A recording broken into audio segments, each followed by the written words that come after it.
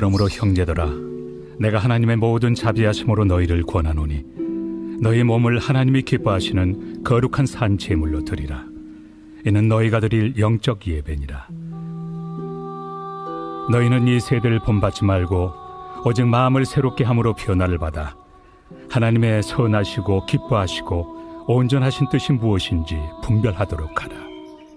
할렐루야. 찬양받게 합당하신 주님의 이름을 높여드립니다. 우리 그 놀라우신 하나님 앞에 우리 감사와 찬양과 영광의 큰 박수 올려드리겠습니다. 오늘 우리를 통해 위대한 일을 행하신 주님, 우리의 예배의 주인 되신 주님의 이름을 찬양합니다. 할렐루야. 네, 하나님의 귀한 은혜와 섭리 가운데 한 몸이른 우리 사랑하는 포도처치 성도들을 향해서도요, 우리 한번 따뜻한 사랑과 격려와 축복의 박수를 보내겠습니다. 영상으로 예배하는 글로벌 포드 모든 식구들에게도 하나님의 놀라우신 은혜가 있게 되기를 축복합니다. 우리 격려와 사랑의 축복의 박수를 나누도록 하겠습니다. 할렐루야. 사랑하는 여러분, 성령 충만하십시오. 말씀 충만하십시오. 우리 이 시간에 한번 영적인 깊은 심호흡을 한번 해봤으면 좋겠는데요.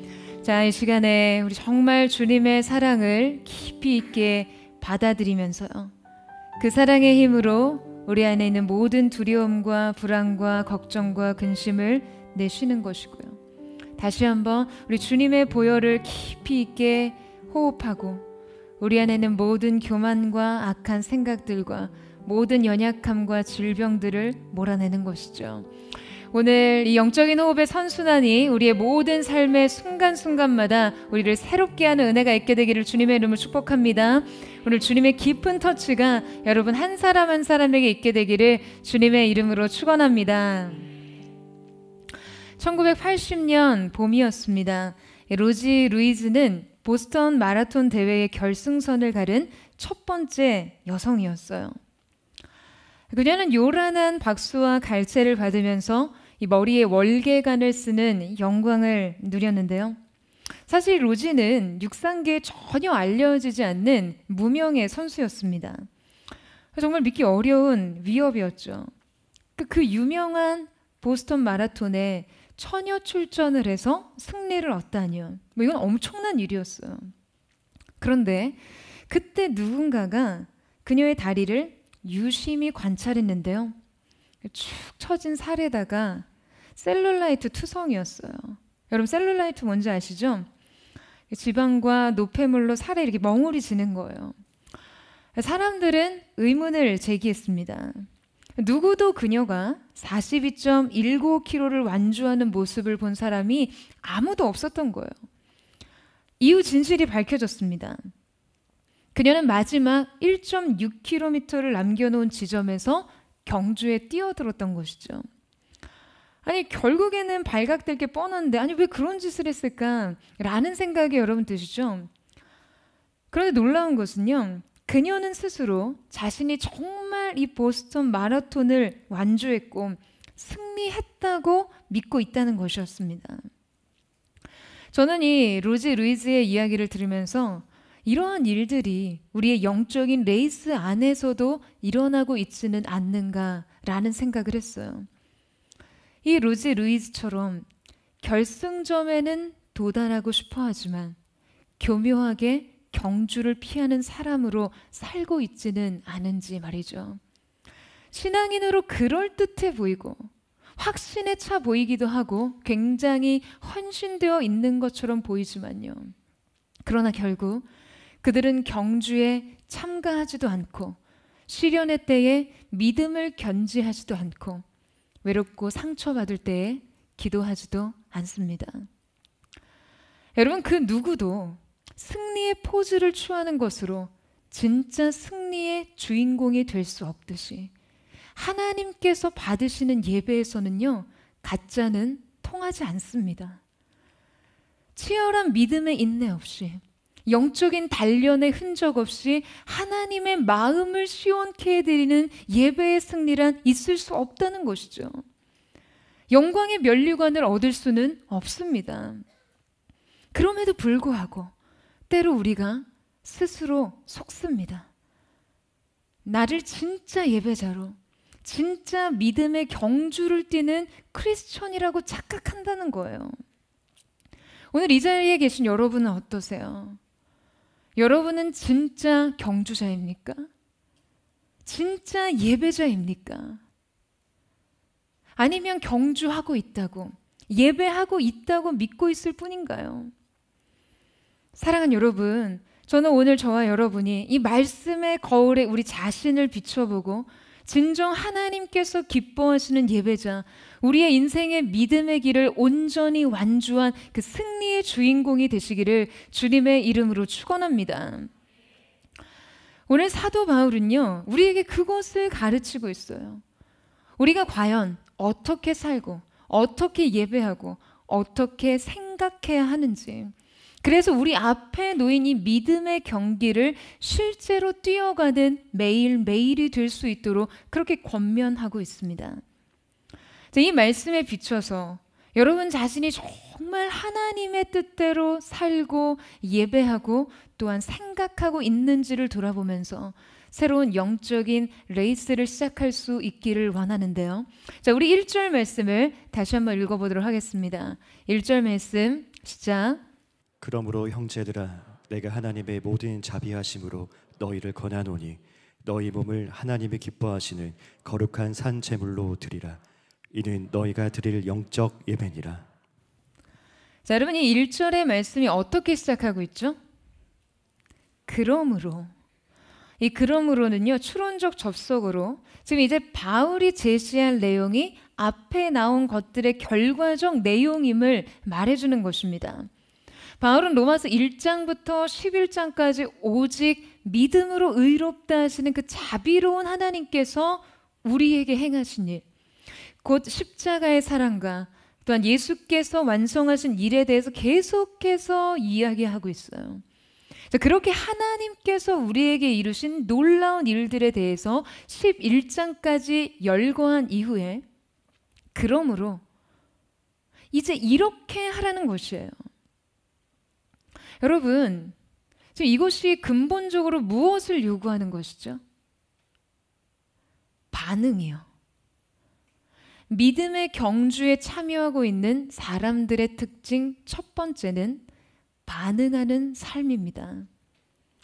하나님이 우리에게 행하신 은혜와 자비에 대해 우리가 반응하는 삶이에요. 여러분, 어떠한 존재가 어떻게 살아있는지, 그 기능이 깨어있는지를 알려면 여러분 어떻게 해야 합니까?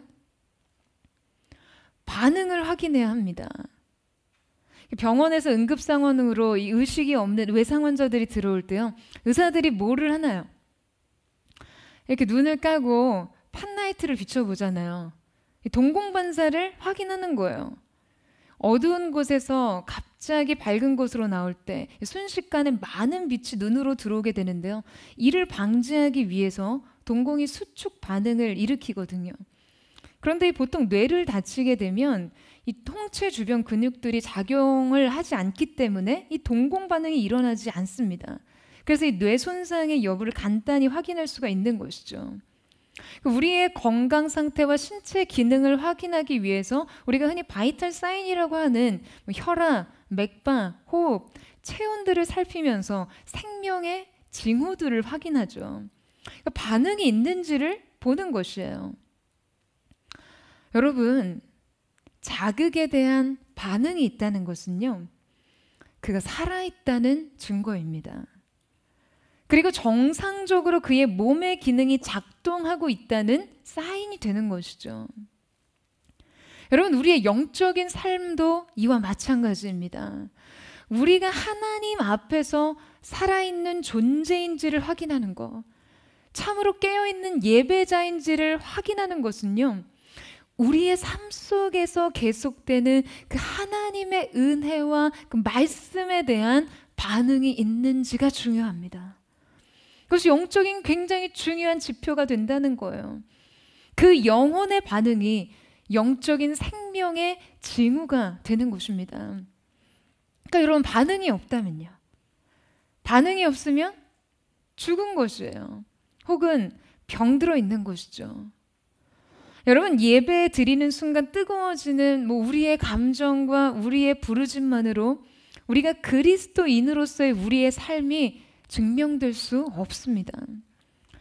예수님 앞에 나왔던 수많은 무리들이 그렇게 주님 앞에서 그분의 행하신 일들에 환호했지만 여러분 모두 다 결정적으로 믿음이 발휘되고 검증되어야 하는 순간 뒤로 물러섰어요. 주님을 배척하기까지 했습니다. 자, 그렇다면 이 영적인 생명이 살아있다는 증거가 우리의 삶 가운데 어떠한 방식으로 드러날 수 있을까요? 산부인과에 계신 의사분이 들려주신 일화인데요. 어느 날 이 수술을 받아야 되는 산모에게 이 마취를 하기 위해서 심호흡을 하라고 이야기를 했습니다.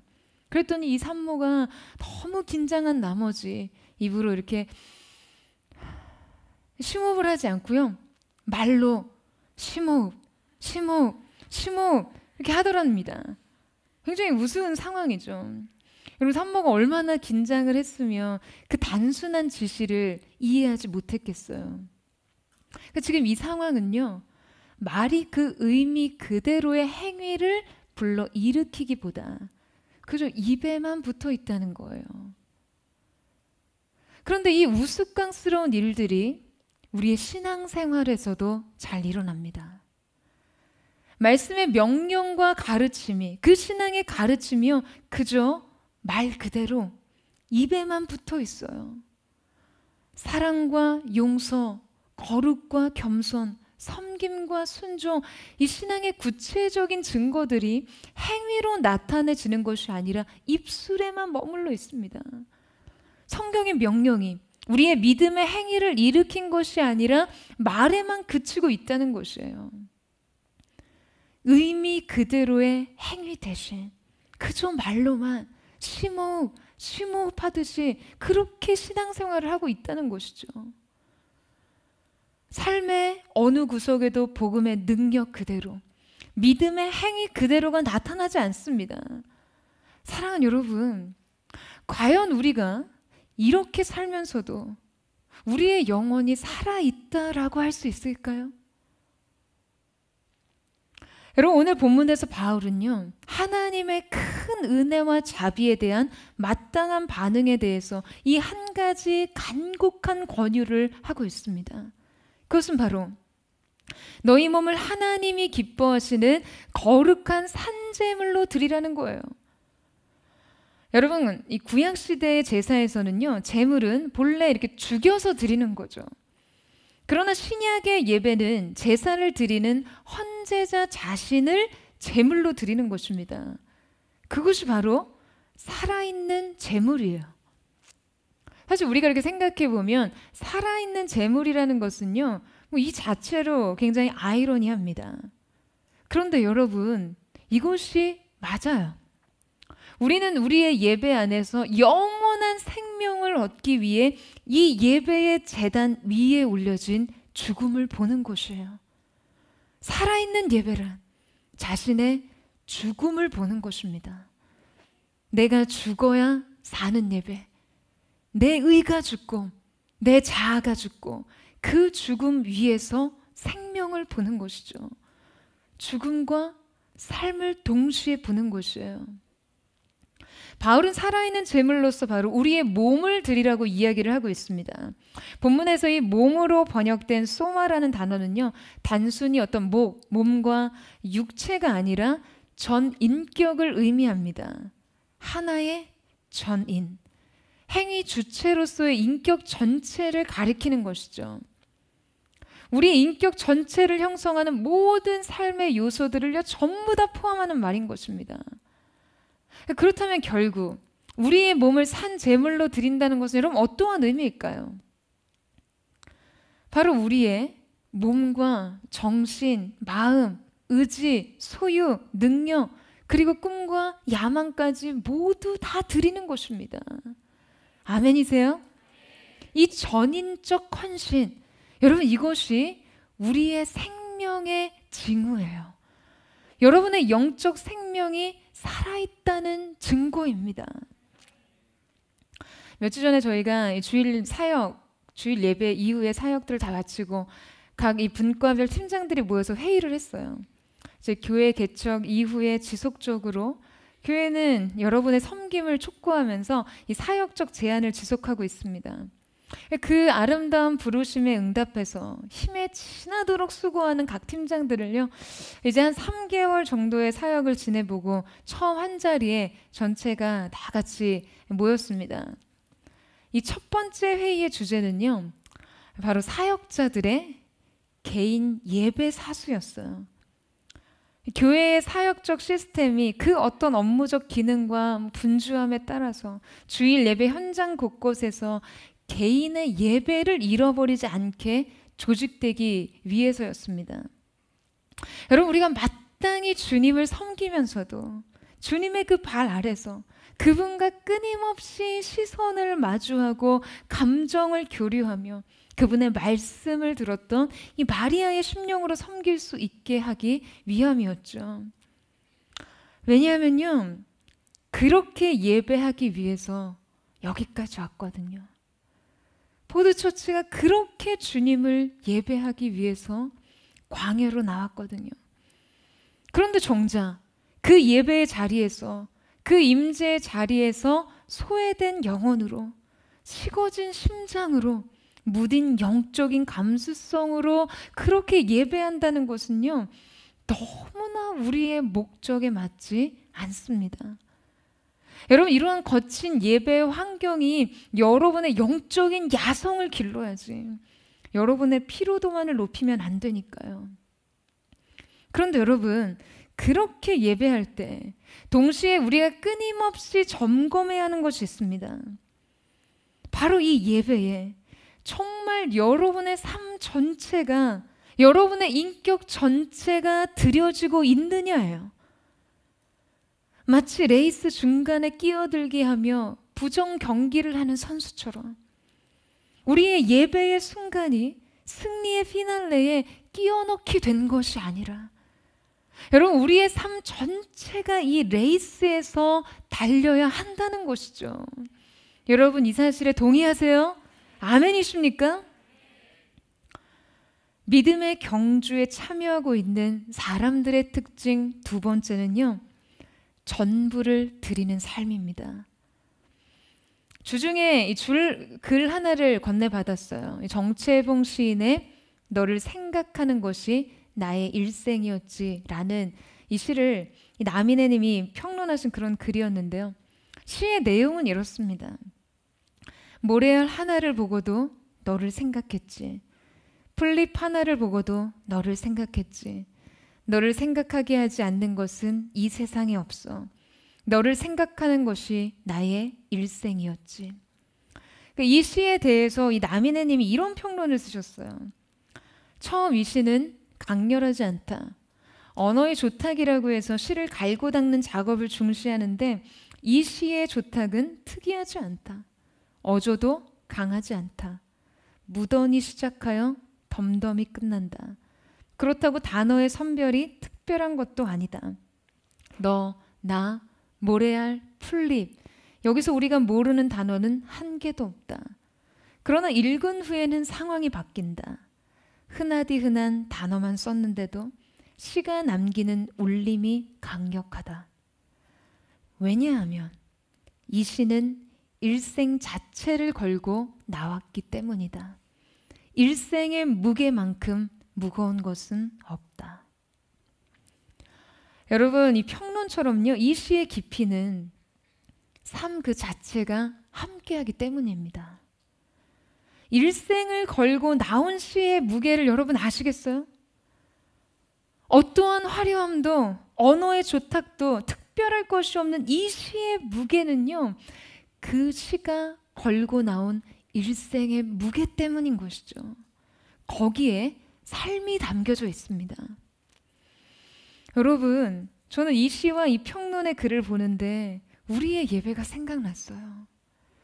우리가 그토록 지키고 싶은 예배, 그 예배가 바로 이 시와 같아야 하는 것이죠. 여러분, 특별한 어조로 표현될 필요도 없어요. 화려하지 않아도 됩니다. 요란하지 않아도 돼요. 너, 나, 모래알, 풀잎처럼 모르는 것 없이 그냥 단조롭고 평이한 단어만으로 깊은 울림을 주던 이 시처럼 여러분, 우리의 고백이 입에만 붙어 있는 화려한 말이 아니라면, 그래서 우리가 주님 앞에 설 때 우리의 삶이, 우리의 인격 전체가, 우리의 삶의 구체적 행위 전체가 함께 설 수 있다면요, 우리의 삶의 무게가 온전히 부어질 수만 있다면, 여러분, 그것이 바로 주님을 기쁘시게 할 거룩한 산제물이 되어지는 것입니다. 여러분, 아멘이세요? 그리고 그때 이 예배의 울림과 깊이와 능력은요, 그 어떤 것과도 비교할 수 없는 것이 되는 것이죠. 여러분, 그렇다면 우리는 어떻게 우리의 몸을, 우리의 일상의 삶을 하나님께 가지고 나올 수 있을까요? 이 삶의 방식을 알기 위해서 구약의 제사장들의 위임식 규례가 좋은 예가 됩니다. 어려서부터 이 율법의 교육과 제사에 관한 교육과 훈련을 받고 자라난 제사장들의 아들들은요, 30세가 되면 정식으로 제사장직에 취임을 하게 됩니다. 그때 모든 직무가 위임되거든요. 출애굽기 29장에 보면 제사장들의 위임식 규례가 나오는데요. 그들은 만 30세가 되면 제사장 위임식을 행해요.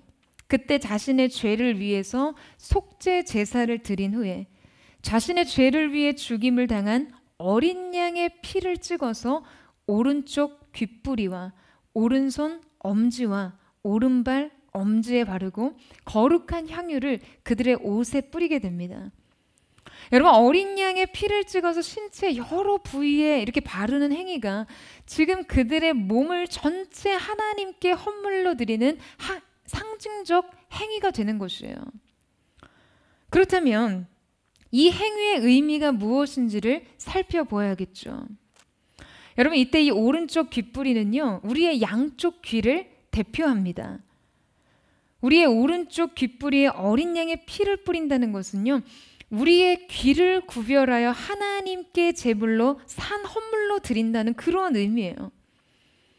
여러분, 제사장의 위임에서 자신의 몸을 헌물로 드리는 첫 번째 행위 의식이 바로 이것입니다. 듣는 것을 구별하는 것. 여러분, 이것이 바로 제사장 임무의 시작이라는 것이 굉장히 신선하게 다가오는 분들이 있으실 거예요. 여러분, 믿음의 선택 중에 가장 첫 단추는요, 무엇을 들을까에 있습니다. 믿음은 들음에서 난다라고 했어요. 먼저 들어야 그 믿음 위에서, 이 들음 위에서 믿음이 생긴다는 의미예요. 우리가 아무것도 듣지 못하면 믿음이 자라날 수가 없습니다. 오래전에 이 제이콥의 거짓말이라는 영화가 있었습니다. 아마 보신 분이 꽤 계실 텐데요. 2차 세계대전 당시 이 폴란드 게토 지역에 유대인 제이콥이 있었어요. 근데 그가 우연히 나치 사무실에서 흘려 듣게 된 라디오 뉴스를 이 게토 지역에 있는 유대인들에게 전하면서 일어난 어떤 해프닝을 그린 그런 영화입니다. 제이콥은 통행 금지 위반에 걸려서 이렇게 독일군에 잠깐 잡혀갔다가요, 라디오 뉴스에서 지금 소련군이 독일군을 물리치며 게토에서 400km 안까지 진격하고 있다는 그런 소식을 듣게 되죠. 게토의 유대인들은요, 모든 정보가 완전히 차단된 채로 잔혹한 통제와 탄압에 지쳐서 이 희망을 잃어가고 있었습니다. 언제 수용소 죽음의 굴뚝으로 끌려갈지 모른다는 그 두려움의 잿빛 삶을 살고 있었어요. 그런데 제이콥이 우연히 접하게 된 라디오의 내용이 유대인 마을의 삽시간에 퍼지면서 그들은 삶의 희망을 가지게 됩니다. 하지만 제이콥은 실제 라디오를 가지고 있었던 것이 아니었거든요. 그저 우연히 듣게 된 소식이었어요. 그러나 제이콥은 라디오를 소지한 사람은 총살을 당한다는 상황임에도 불구하고 결국 그 마을 사람들에게 자신이 라디오를 소지하고 있다는 것을 믿게 만듭니다. 이 거짓에 목숨을 걸었어요. 여러분, 왜 그랬을까요? 그들이 이것을 듣지 않고서는 살 수가 없었거든요. 적어도 그들이 살아있는 날 동안에 고립된 자신들이 들을 수 있는 세상의 이야기와 변화된 미래에 대한 소식들로 근근히 하루하루를 버틸 수가 있다는 것을 깨달았기 때문에 그는 자신의 목숨을 걸고 희망이라는 거짓말을 하게 된 것이죠. 그래서 이 게토 지역의 유대인들은요, 제이콥이 주파수를 맞추고 전해주는 그 소식으로 자기의 일상을 회복합니다. 살아갈 희망을 발견해요.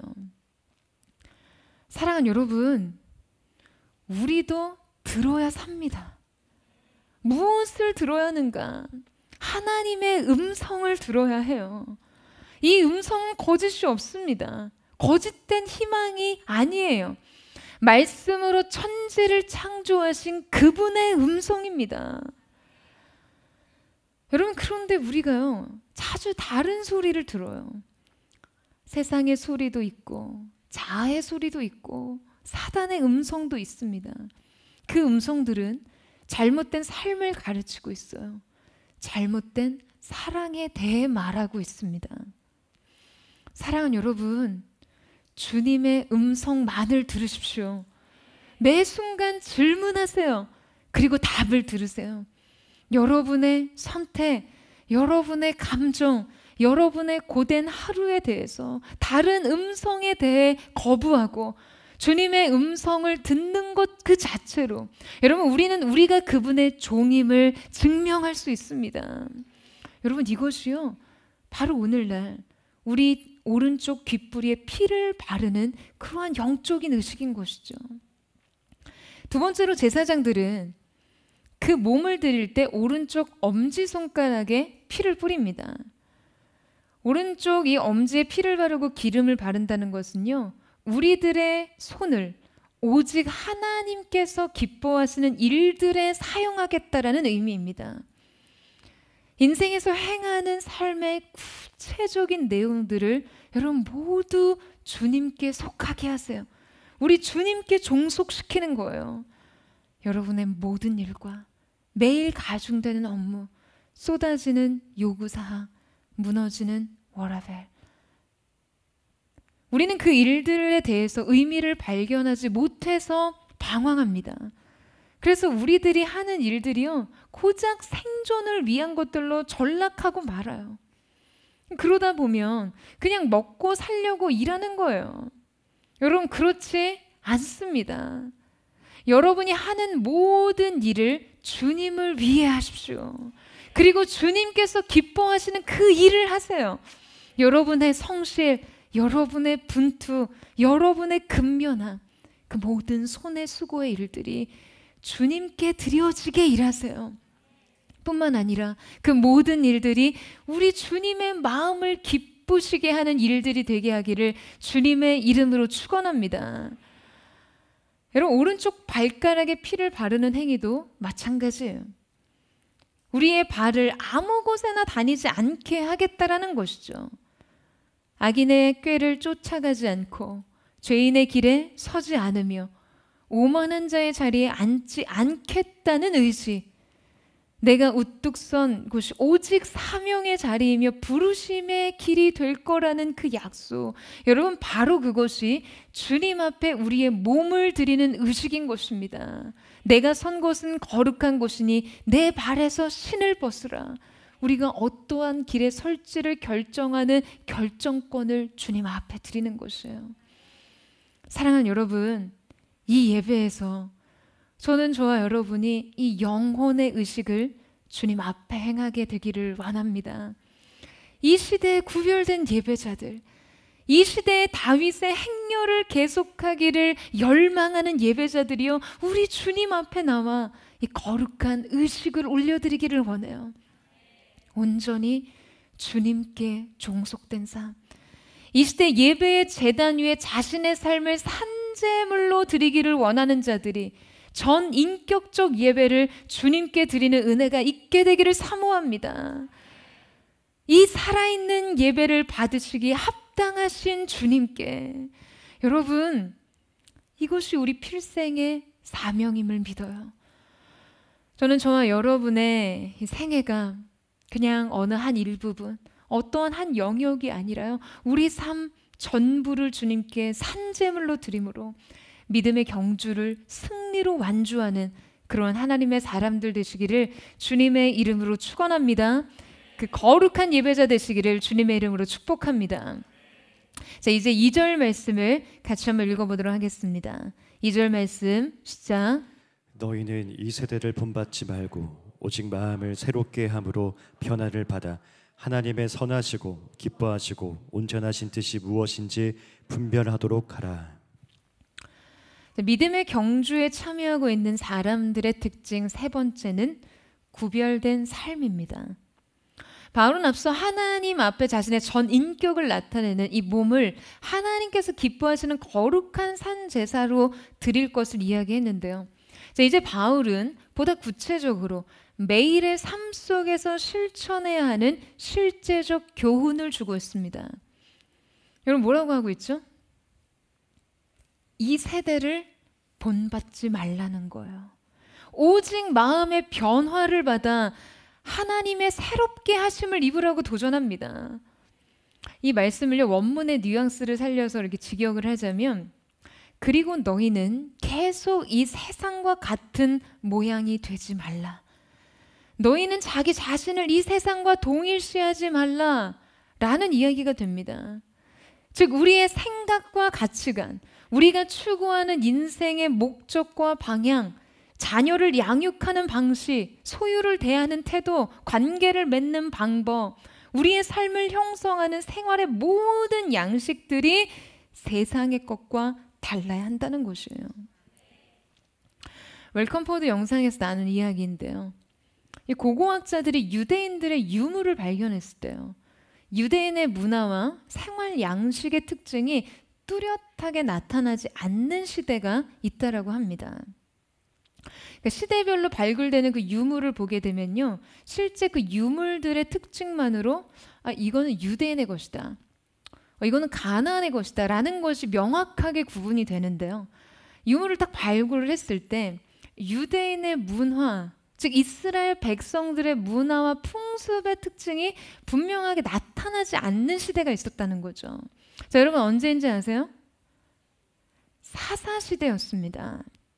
사사시대에는요, 유대인의 문화와 풍습, 생활 양식과 종교적 제의에 대한 구분이 전혀 드러나 있지 않아요. 가나안 문화 양식과 그냥 완전히 뒤섞여 있어서 이스라엘 백성만의 고유한 것들이 명확하게 구별되어 있지 않다라는 것이죠. 반면에 다윗 시대만 되어도요, 굉장히 왕성하게 유대인들만의 고유한 토기, 의류, 색상, 문화재들이 발견되었어요. 아주 굉장히 뚜렷하게 구분된 이스라엘 종교 제의에 관련된 유물들이 나타납니다. 여러분, 이것이 지금 우리에게 무엇을 보여줍니까? 사사시대는요, 가나안 문화를 그대로 답습했다는 것을 보여주는 것이죠.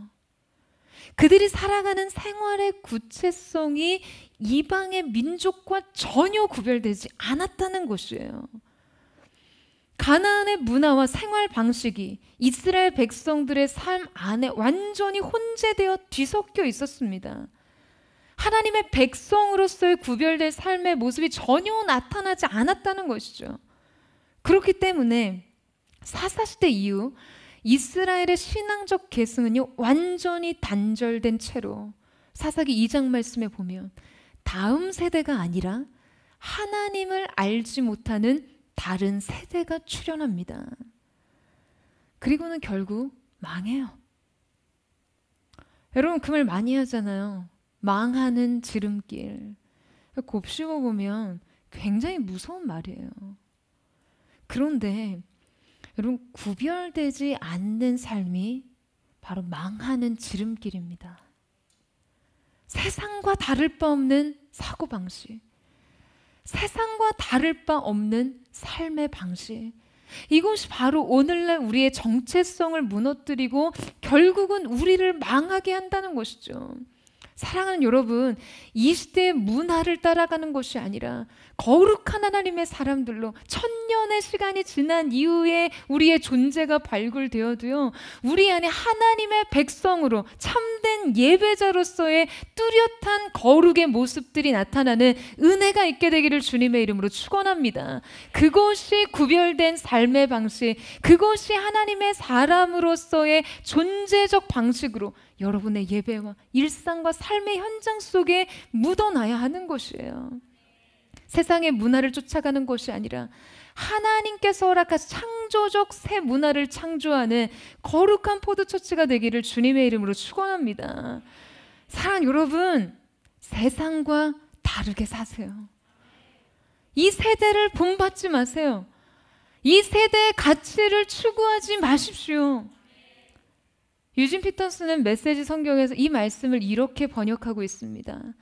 문화에 너무 잘 순응하여 아무 생각 없이 동화되어 버리는 일이 없도록 하십시오. 그 대신 시선을 하나님께 두십시오. 그러면 내면으로부터 변화가 일어날 것입니다.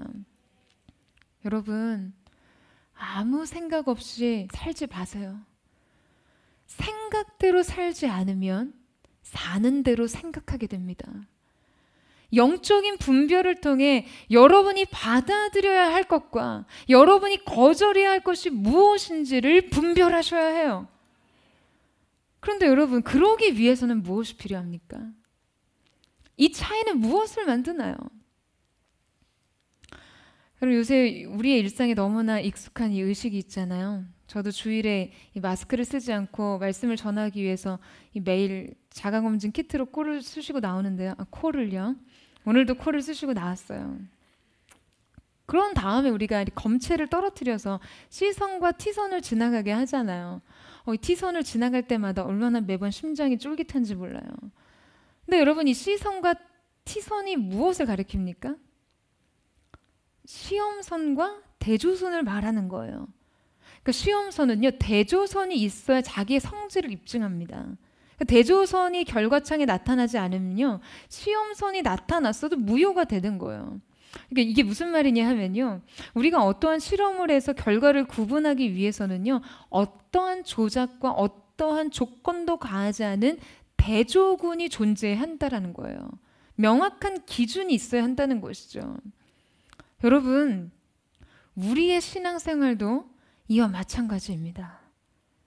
여러분 앞에서 제가 아무리 세상과 다르게 사세요 라고 말하면 뭘 합니까? 세상 영광 추구하지 마세요 라고 말하면 뭐예요? 여러분이 세상은 알지만 하나님의 나라를 알지 못하고 세상의 영광은 맛보아 알면서도 하나님의 영광을 누려본 적이 없다면요, 여러분, 그러면 차이라는 것은 모호해지는 것이죠. 구별된 삶은 불가능합니다.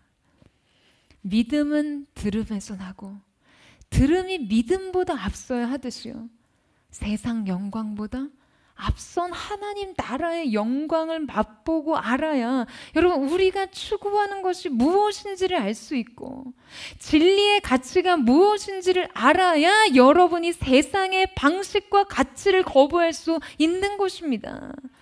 여러분, 저는 저와 여러분 가운데 이 놀라운 하나님의 영광과 진리의 능력을 경험하게 되는 귀한 은혜가 있게 되기를 주님의 이름으로 축원합니다. 제가 오늘 이 자리에서 처음 이 비전을 선포하는데요, 곧 포드에서 영 단위의 미니스트리를 시작할 계획을 가지고 있습니다. 물론 아직 구체화된 것은 없는데요, 다만 마음의 비전을 주신 거예요. 마치 이렇게 밭에 씨앗이 심기어지듯이.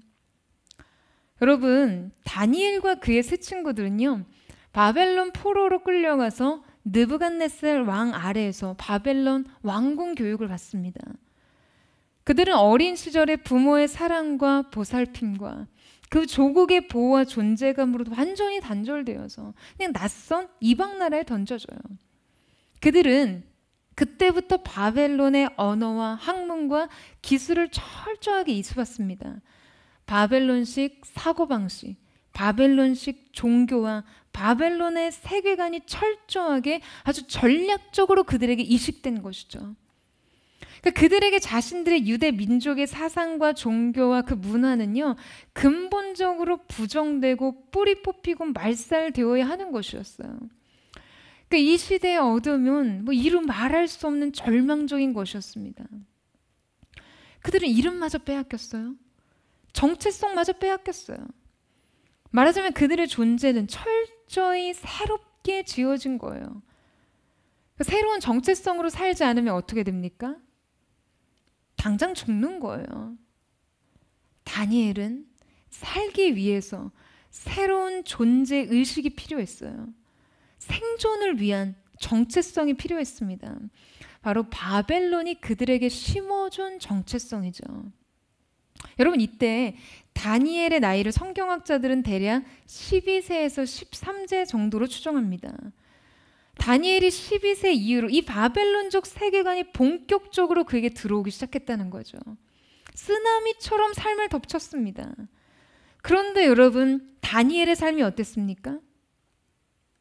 성경은 기록해요. 그러나 다니엘은 뜻을 정하여. 여러분, 다니엘은요, 다니엘이었어요. 다니엘은 하나님의 사람이었습니다. 그는 고독한 예배자였고 하나님의 철저한 종이었어요. 저는 최근에 이 말씀을 다시 묵상하면서 과연 다니엘을 다니엘 되게 했던 그 원천은 무엇일까 다시 생각하게 되었어요. 어떻게 다니엘의 초점이, 그 다니엘의 중심이, 다니엘의 삶의 방식이 그 모든 시대의 어둠과 좌절 속에서도, 그 시대의 위협 속에서도 이토록 흔들림 없이 확고하고 과연 이토록 순결할 수 있었을까? 여러분, 그 비밀이 무엇에 있습니까? 12세 이전의 포로 생활의 이전의 다니엘은요, 이미 하나님을 안 것이에요.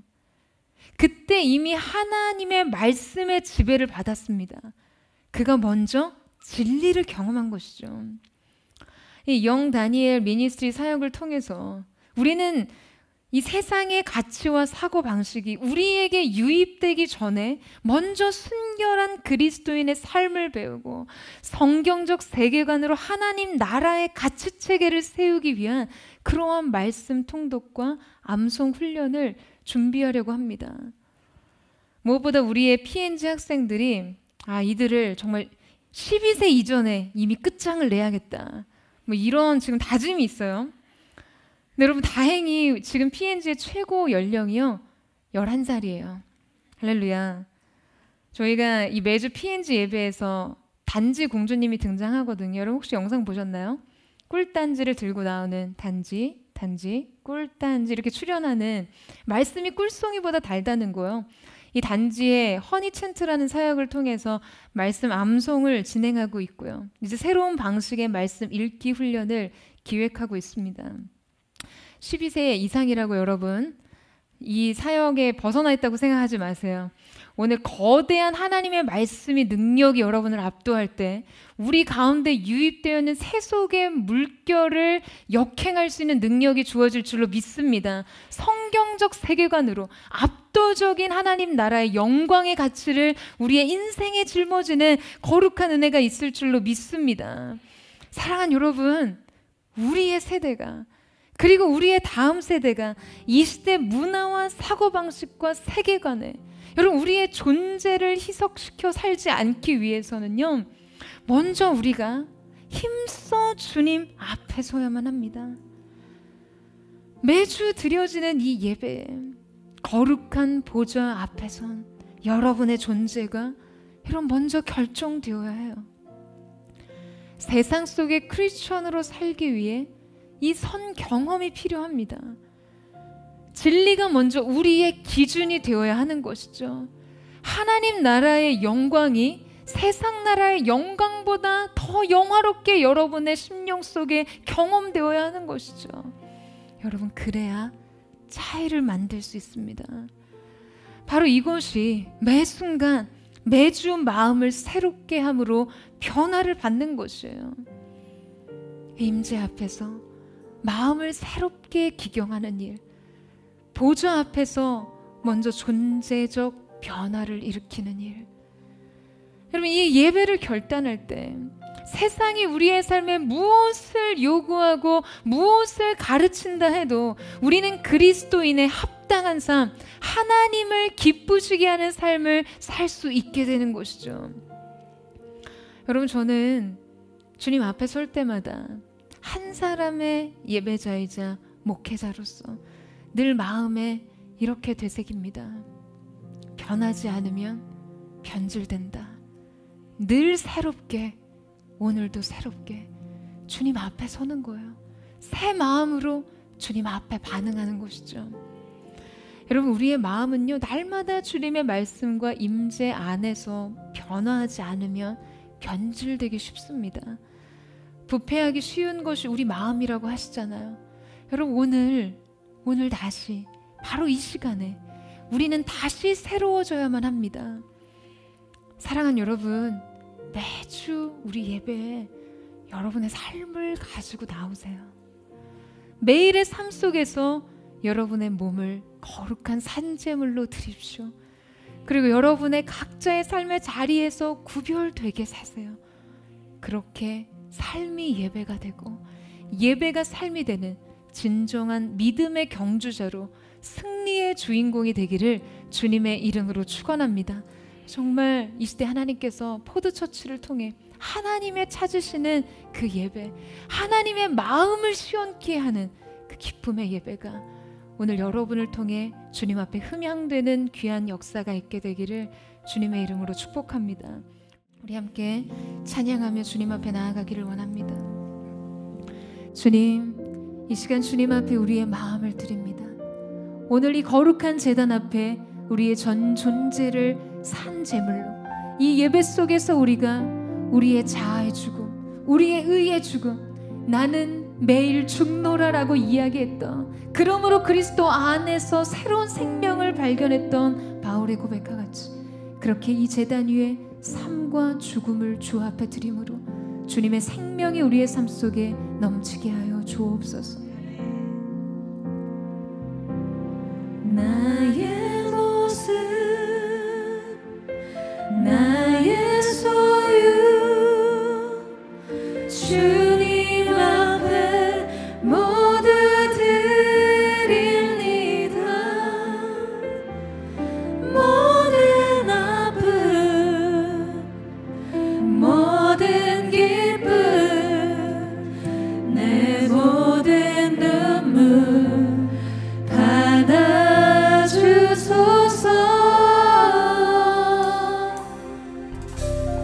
나의 생명을 드리니 주 영광 위하여 사용하옵소서. 내가 사는 날 동안에 주를 찬양하며 기쁨의 제물 되리. 나를 받아주소서.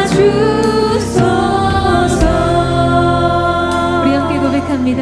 어제 일과 내일 일도, 어제 일과 내일 일도 꿈과 희망 모두 드립니다. 모든 소망, 모든 계획, 내 손과 마음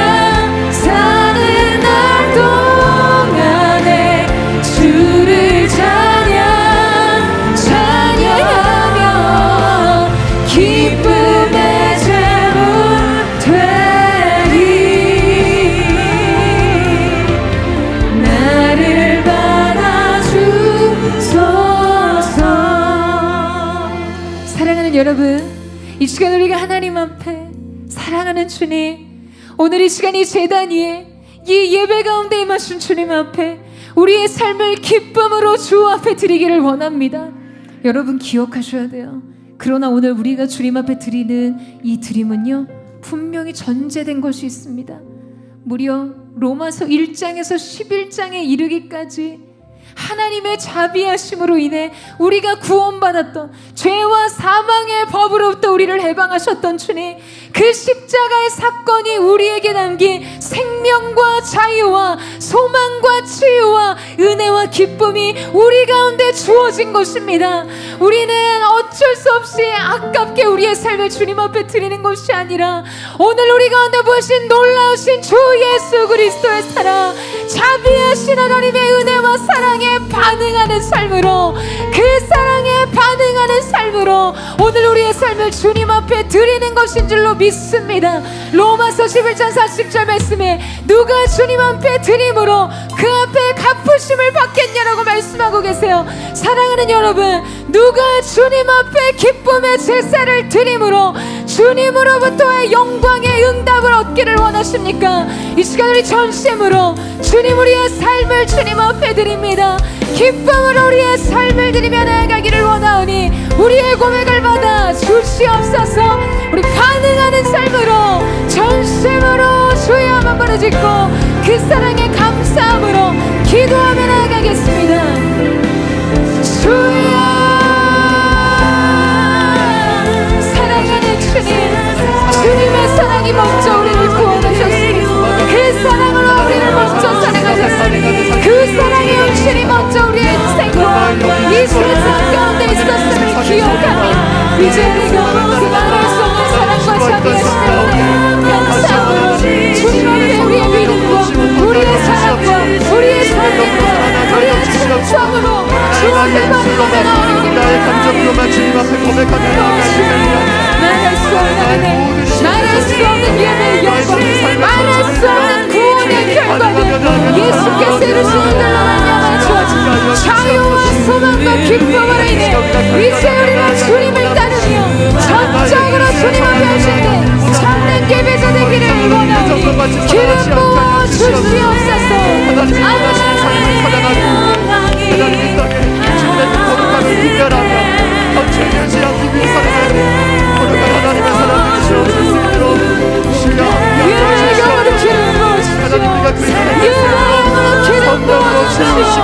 우리가 믿음을 들으시고 나를 쏟는 주님의 영광을 뺏기를 원하오니 역사하시고 기름 부어 주시옵소서.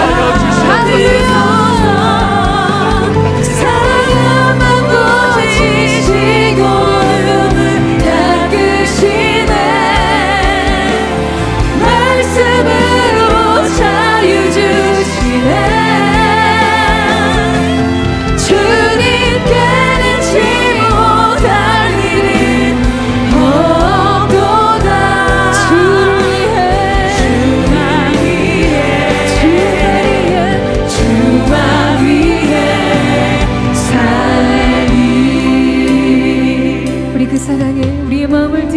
가기를 원합니다. 주 위에 나 노래하리라, 깊은 바다라도 주를 따르리, 하늘의 별들도 부는 바람도 내 안에 주님을 모든 노래할 수 없네. 주를 위해, 주만 위해 우리 주님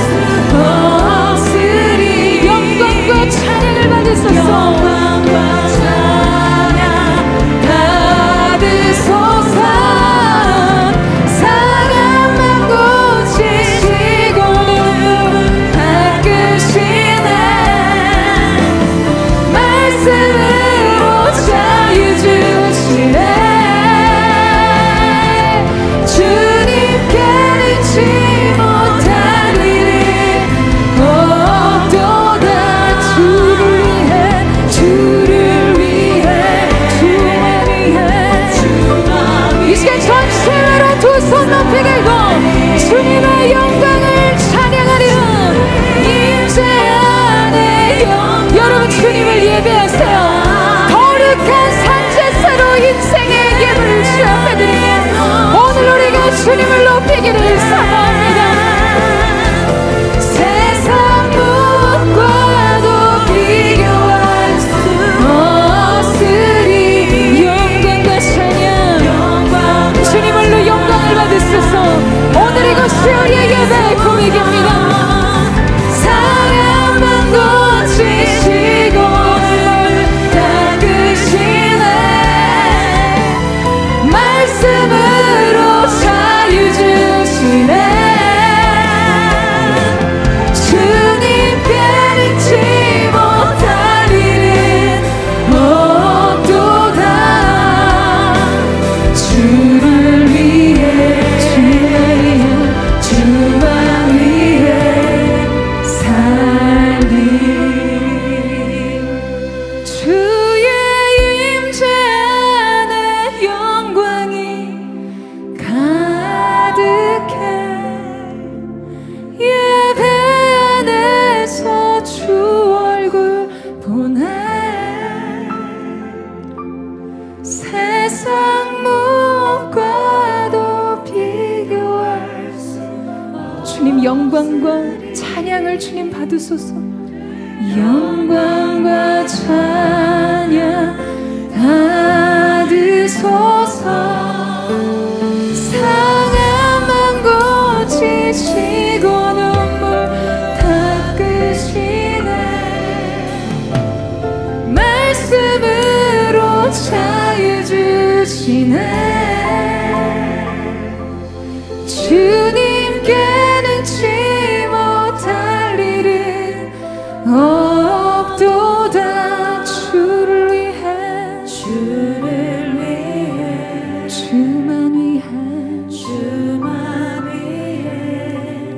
살리. 사랑하는 여러분, 우리가 오늘 이 시간 주님의 보좌 앞에서, 주님의 그 빛나는 영광 앞에서요, 정직하게 우리 자신을 한번 돌아보기를 원합니다.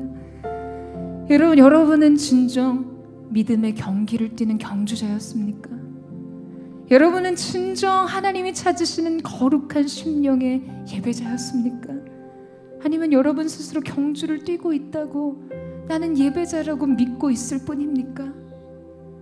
오늘 우리는 결승전에 도달하기는 원하지만 경기를 교묘하게 피하고 싶은 마음으로 하나님 앞에 얻고자 하는 은혜와 축복은 누리고 하나님이 예배자들에게 부어주시는 위로와 성령의 충만함은 누리고 싶지만 마땅히 주님 앞에 드려야 될 것들에 대해서는 뒷걸음치지는 않았습니까?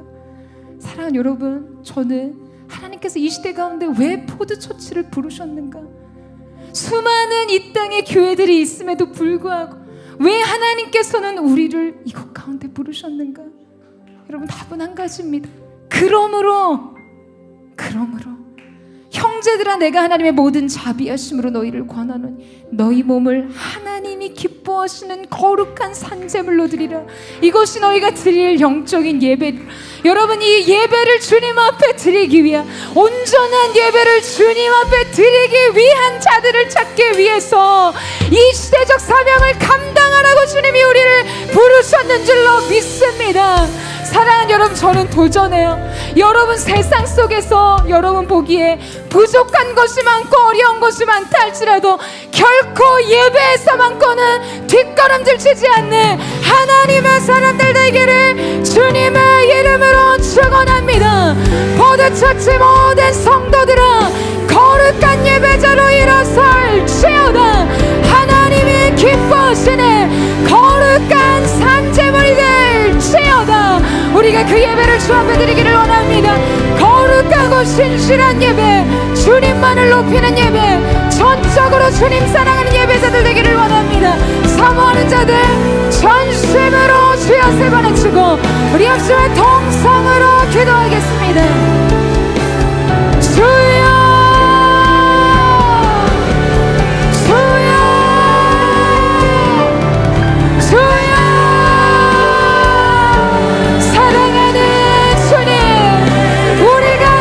속에 주님 앞에 있습니다.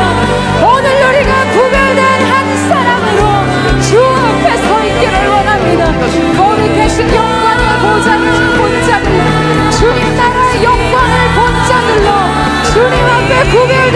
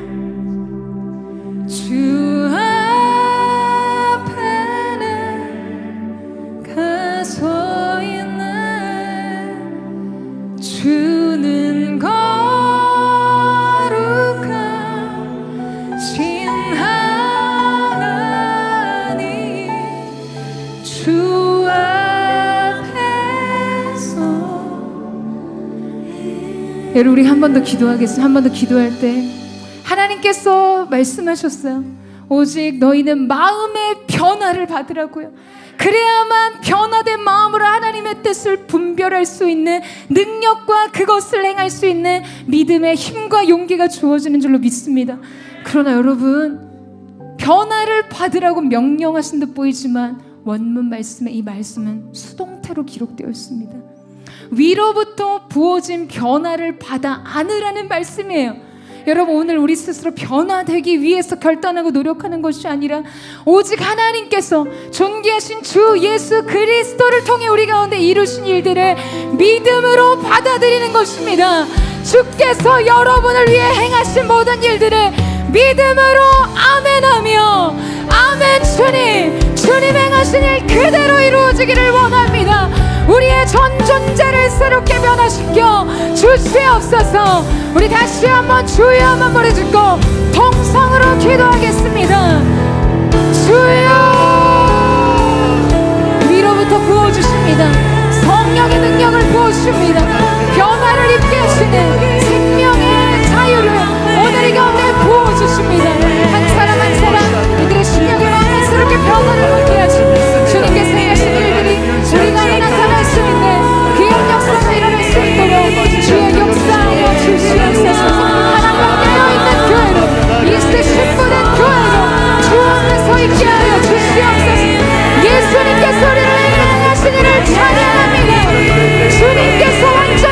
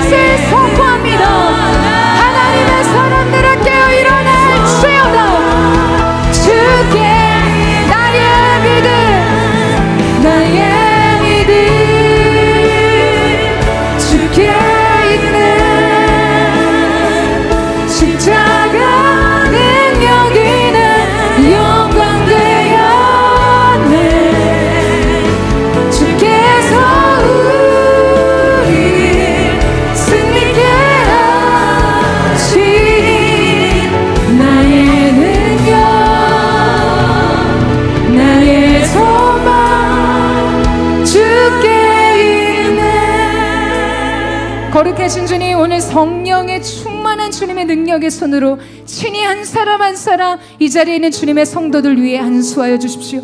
영상으로 예배하는 글로벌 포도의 모든 식구들 머리 위에 이 시간 거룩하신 주님의 손을 얹어주셔서 주님의 보혈로 덮어주시고 머리부터 발끝까지 새롭게 하여 주시옵소서. 전 존재가 변화되는 역사가 나타나게 하여 주시옵소서. 모든 억압과 속박의 사슬이 끊어졌음을 예수님의 이름으로 선포합니다. 이 시대를 본받지 않을 세계관, 거룩한 성경적 세계관이 오늘 이들을 압도했음을 예수님의 이름으로 선포합니다. 기름 부어 주옵소서. 예배의 영으로 기름 부어 주시옵소서. 시대를 변화시킬 거룩한 예배자들이 포도를 통해 일어나게 하여 주시옵소서. 그렇게 행하실 주님을 찬양합니다. 사랑하는 주님, 오늘 우리 가운데 새로운 예배의 기름 부으심을 주님 허락하여 주십시오.